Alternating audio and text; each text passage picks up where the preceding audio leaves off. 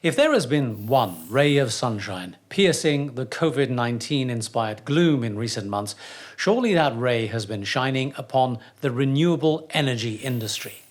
The internet is awash with stories about how people have been waking up to cleaner skies and easier breathing, and everyone is getting very excited to talk about how this crisis has finally made a major push towards the abandonment of fossil fuel and the embracing of the renewable energy industry. But with oil prices now at rock bottom, and with the incomparable financial and political clout of the fossil fuel industry still in place, how likely is it that businesses and nations are going to turn to renewables over fossil fuels when it comes to powering their recoveries? My guest today has spent his entire career working in the energy industry on multiple sides. And now he's the Chief Procurement Officer at Vattenfall, one of the world's largest energy companies owned by the Swedish government. Vattenfall was the force behind the world's first completely commercially independent wind farm, which is now operating offshore from Holland and providing 1 million people with their electricity at a cost lower than that of fossil fuel.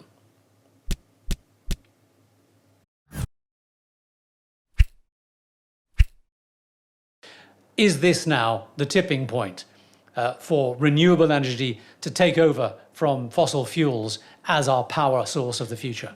I think it is. I think we are at a tipping point indeed. And it's a question of basic math. Technology development in renewables, in wind, in solar has allowed that over the last years, the cost competitiveness of these technologies is fully competitive with fossil fuels. That's absolutely true, Alberto. But I mean, it has been true even before COVID, hasn't it? I mean, the trajectory of the prices for renewable has always been downwards in the past 5 or 6 years. And the cost competitiveness has been really quite encouraging for a while now.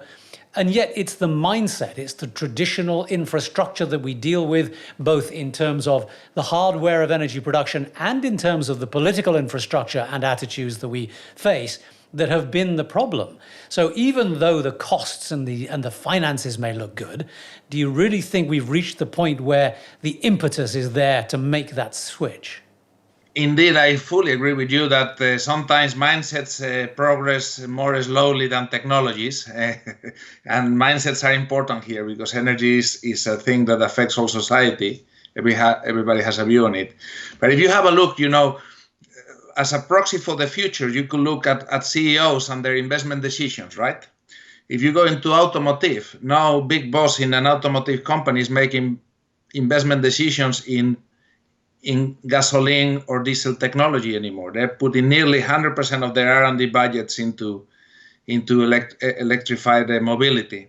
And if you look at a person in the US, right, President Trump has been trying to revive based on feelings, based on trying to create jobs, trying to dig coal again. But if you look, he really wanted to push American CEOs in utilities to build coal power plants, a new generation of fresh coal-fired power plants. Nobody did. Why? Because it's a 30, 40-year investment. And they say, well, Trump will be 8 years in office at best, maybe only 4. Yeah, and the world is not, is set for this direction. Sure.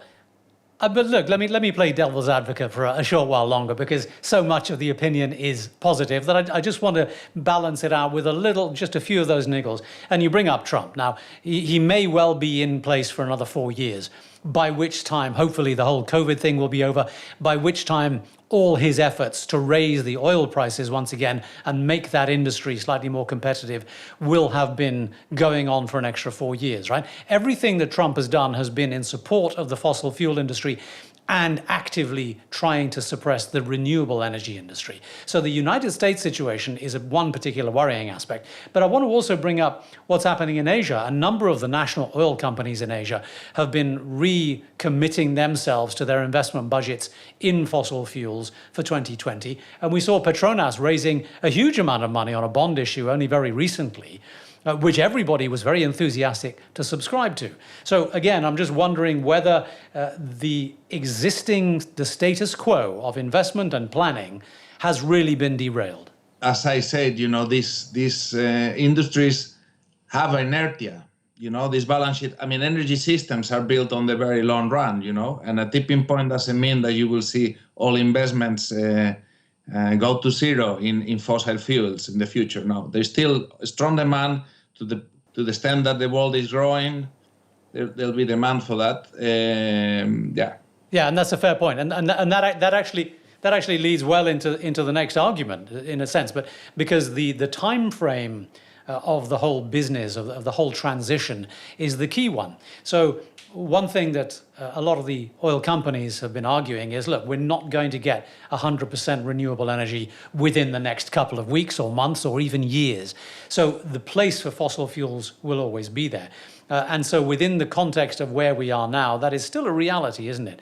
So how quickly do you think that transition can actually come about? And particularly now, when if demand picks up, if life goes back to normal in a few weeks or months, and demand for energy starts to scale up again, then going back to fossil fuels is going to be the quickest and easiest way to meet that demand, isn't it? No, absolutely. It's a matter of decades. That's the reality. Even the most, as enthusiasts as we are as I am for renewables, one needs to acknowledge, that transforming a whole sector. The electrification of countries took decades to be completed, and to change that electrification into a different infrastructure takes decades. In my company, in Vattenfall, we have pledged ourselves to do it within one generation, meaning that three decades, right? Meaning that our children, we should do the right things from today to make sure, every new investment decision is in the right way and so on. And slowly but surely closing these fossil fuel plants at the end of lifetime and replace them with CO2-free things, so that our children, can live in a fossil-free society. So, having said all that, then Alberto, let's take the more positive aspect of all of this. Let's look at some of the inspiring elements that might be coming along. Tell me about how you see a sustainable energy future. What are the components? What are the elements of it? And how quickly do you think we can get to the dream? Oh, absolutely. I think a sustainable energy future starts by, of course, making the production of electricity clean in itself, right? That means to decarbonize electricity production. In other words, to phase out coal and gas and replace it by renewables. And in both new renewables like solar and wind, but also existing renewables like hydro into the equation. And in some countries, nuclear may be an option as well, right? It's CO2 free. It doesn't emit CO2. I think, this is getting there to 100% or at least to 90% is feasible, and we have proven it feasible in a number of countries in Europe, and I think it's feasible in many others in the world. Once that is done, then the second. Just give me a sense of whether you think that is actually 100% feasible, though. I mean, decarbonization. We have Shell and BP all promising to go net zero, or Microsoft doing the same thing. How plausible are those promises? And do you think? Well, the question is, it is reality already. Sweden, for example, Norway, we are CO2 free in our. Sweden has a production where a bit more than a third is nuclear, about another third is hydro, and the rest is solar and wind that has been built over the last 2 decades, right? And it works like Wonderland with extremely one of the lowest electricity prices in the world, right? Really cost competitive and affordable for consumers, and completely clean. Now, can others follow that path? Yeah, well, that's. Okay, so we've got decarbonization as one element. What else does a future sustainable landscape look like for energy? Once you have this electricity thing, electricity is like a vector or an energy carrier. You know what I mean? So the next thing that you do is that, okay, well, then we need to use electrification and use that clean electricity to clean up the elements of society that are, fossil dependent. electrification of transport, e-mobility. Well, there again, we see Tesla started the revolution, so to say, but Volkswagen is launching over 20 new electrical vehicles this year, right? Many of them low cost, i.e. that will be affordable for middle class. Are you seeing enough evidence that the consumer demand is sufficient to keep these things going? There's been an appetite for Tesla, but are the other electric cars really gaining traction? They are, actually. I mean, and especially because the first Tesla was for the privileged, right? It is a luxury car. It has a price tag that most people cannot afford. But now Model 3, is in the price range that, middle-class Europeans can do it.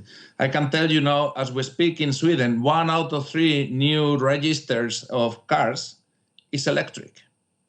So if you go to the new sales of new cars, already 1/3, and it was nearly zero. It was 3% instead of 30% 2 or 3 years ago. So it's going at the speed of light. In Norway, for the last 3 years already, the single largest car sale sold is Tesla. Tesla was the most sold car in Norway the last 3 years already. So there are tax breaks, there are things that are, making this even more attractive. So it's happening very quickly. And if you see anything, Scandinavian countries are interesting because they are a proxy of what can happen in the rest of the world, because they are the countries with the highest percentage of early adopters, from smartphones or highest internet connection or electrical cars, right? So chances are, and we see in Germany, in the Netherlands, very high appetite for electrical cars. Okay, let's talk about decarbonization and electrification in a context that's very specific to Asia, and that is infrastructure construction. We have a great deal of development going on in this part of the world. The Belt and Road Initiative is all about infrastructure development. Steel making and cement, two of the biggest problems in this context. How can we decarbonize and electrify those industries? Yeah, no, that's really an exciting question. It's very close to my heart because we are working quite intensely with that in Vattenfall. And, well, the production, in a nutshell, the production of steel, you need to remove oxygen from the iron ore. Otherwise, it creates oxidation, right? And that is done with carbon. And the byproduct is CO2. So even if you are to power a traditional steel mill with clean electricity, you will still have massive amounts of CO2 on the production process itself. That accounts for about 7% of the emissions in Sweden, for example, and at worldwide level is about that. And in Asia, that's a big percentage of the CO2 emissions, right? Steel making. Now we're working with Swedish Steel in a joint venture, 50-50. And we have started the construction of the first factory in the world with CO2-free steel. And what we do is to use hydrogen instead of carbon to remove that oxygen from the iron ore. The byproduct is water, steam water. So it's completely free of emissions. And the technology is proven and applicable? It's not proven. We are proving it. Okay. That's the thing. We are starting the first plant. In our calculations, when this reaches the scale, it's slightly more costly, about 30% more costly. And we were afraid, can automotive, for example, right, the big, they have thin margins. Will they be able to be interested if this will cost 30% more? But we are completely surprised. I mean, German automakers, Swedish automakers, Volvo, Scania, BMW, reaching to us and say, well, they wanted to know how much will it cost once it is deployed at a scale. And say, well, as I'm from Spain, right? Should we share that or not at this point in time? But the Swedes, they're very straight open and say, well, it will cost a bit more. And we were really shocked and surprised of the really positive reaction and say, well, 30%, not a big deal. We will be very capable to absorb that cost and the value we get into making our cars, CO2 free. Okay, but again, the question is speed and scale. I mean, how quickly can this come online to make a meaningful impact? Yeah, to be quite honest with you, it will take a decade to make this fully at the scale. But it's a step by step. As I say, decarbonizing society if we take it very serious, it would take 2-3 decades at the minimum, right?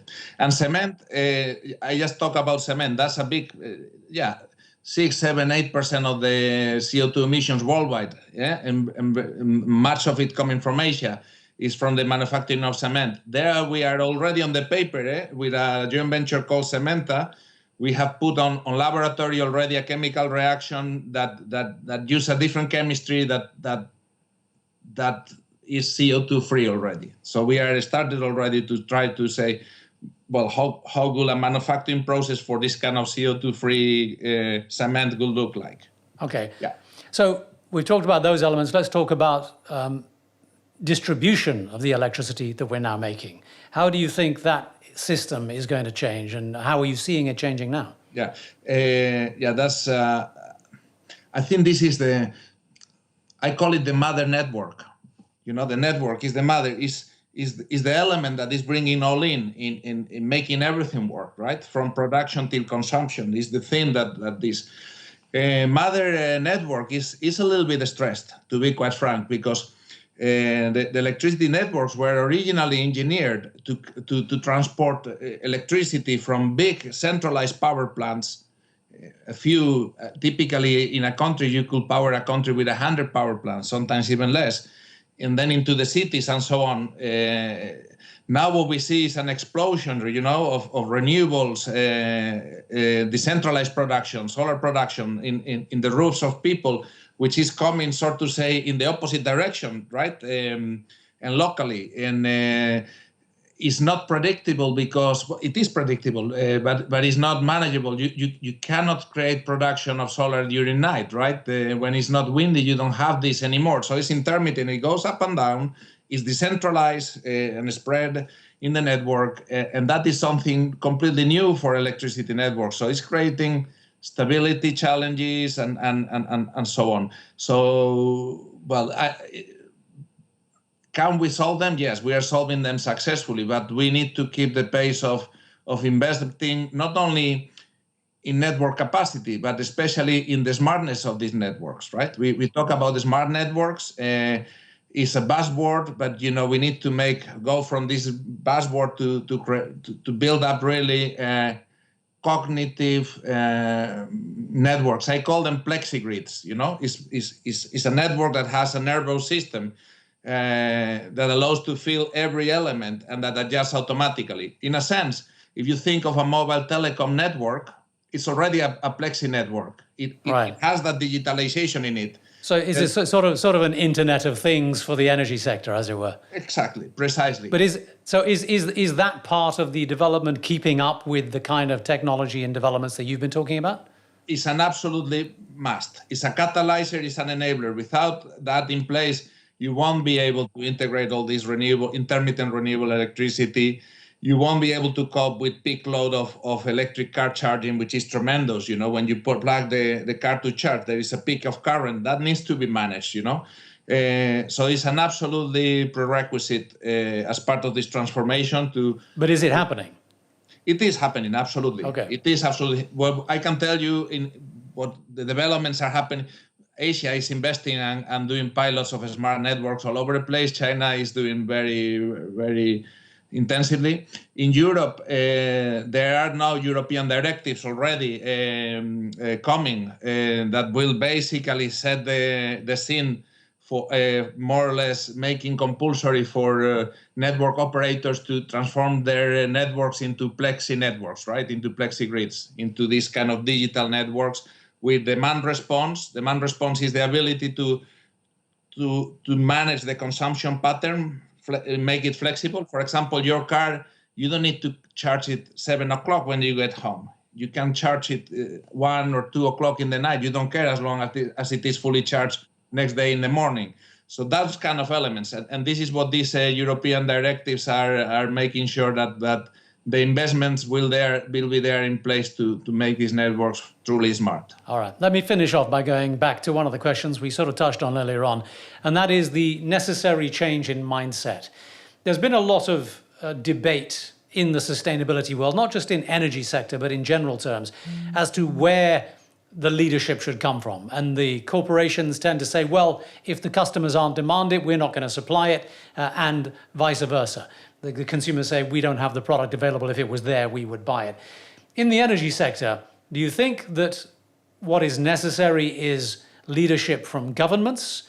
Do we need legislation to drive these changes as quickly as possible, or do we need change of behavior by the consumer? I think you need both. It's an ecosystem, right? I mean, policymakers have been supporting renewables because they want to win elections, because society would like to see a transition by and large to this renewable thing. So it's all coupled, right? I think policymakers put policies in place that their societies demand, so to say. So I think you need, if the whole society was against renewables, we wouldn't see policymakers, going against society in a sense. So it's all coupled. You spent some time in China last time we had a similar crisis.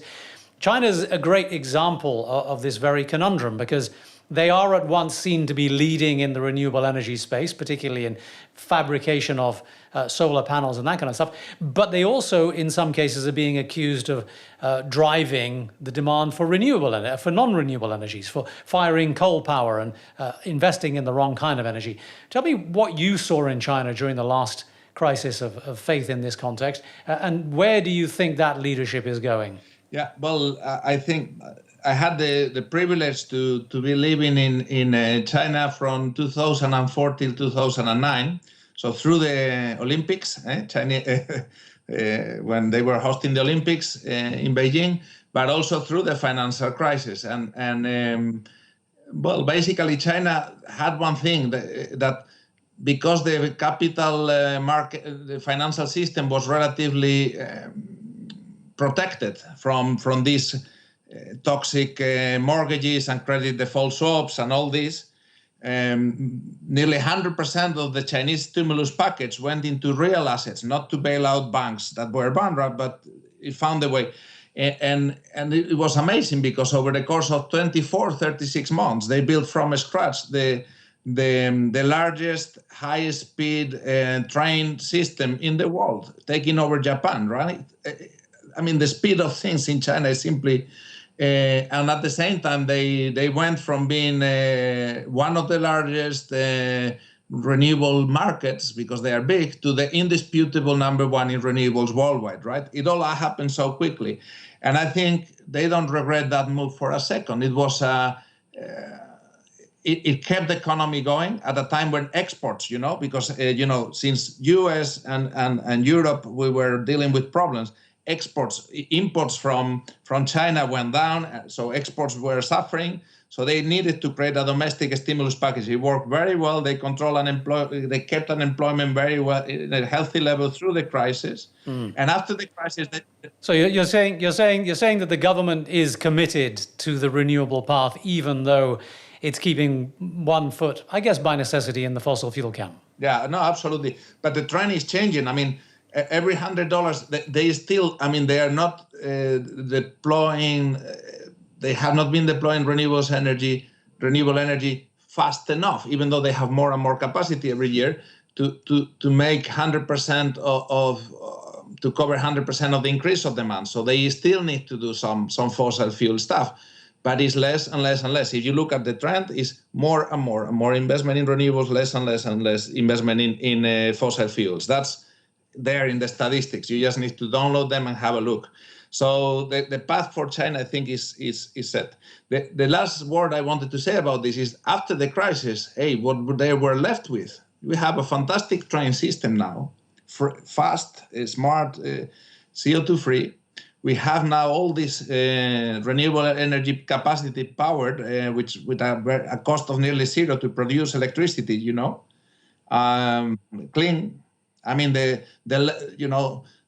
what you are left with after the crisis, when you have done a green stimulus package, is really good stuff that helps you bring your country forward. Fantastic. That's a suitably optimistic note upon which to end the conversation. Yes. Alberto, thanks very much indeed for talking to me. A pleasure to meet you, and I wish you a wonderful day. Thank you. And you.